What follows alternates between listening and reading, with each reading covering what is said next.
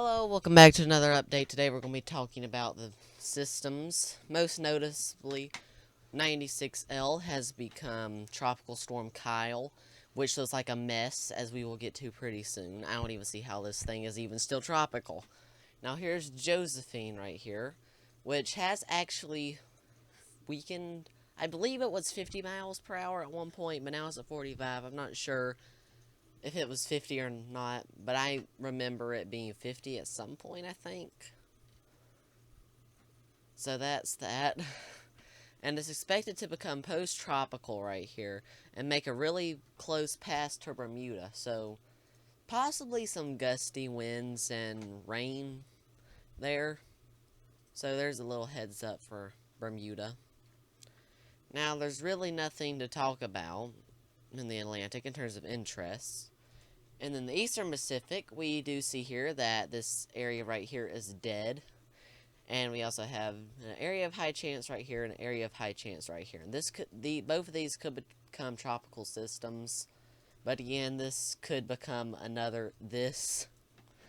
But it could very well happen because I was really expecting that system to actually develop. And what do you know, 10E is somehow still alive. And it's not a tropical storm. I forgot to pull up satellite imagery, so we're not going to be looking at that today, unfortunately. But if it's still alive by the next update, we will be looking at it. Now here is the area of interest in the Central Pacific. This is basically went from low to medium to low to medium again, basically. And I said this wouldn't develop, but now this actually could develop. Now here's Kyle right here. We can see that it's looking very bad. Like, you can clearly see there's wind shear just pushing all of that stuff, that convection away from it. And now let's look at the satellite loop, and we can see this thing is tilted. Just look at it. It's just like, there's this, I don't even know how this is still tropical. This is not tropical in my books.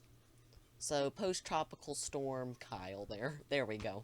Now, here's Josephine. It's got some convection to it. It's not looking that good. It's got some outflow, but I still think there's like a million degrees wind shear still affecting it.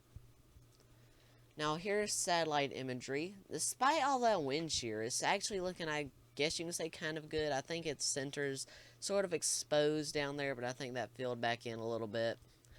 Now, this is the end of today's update. I'd like to thank you for watching and have a good rest of your day.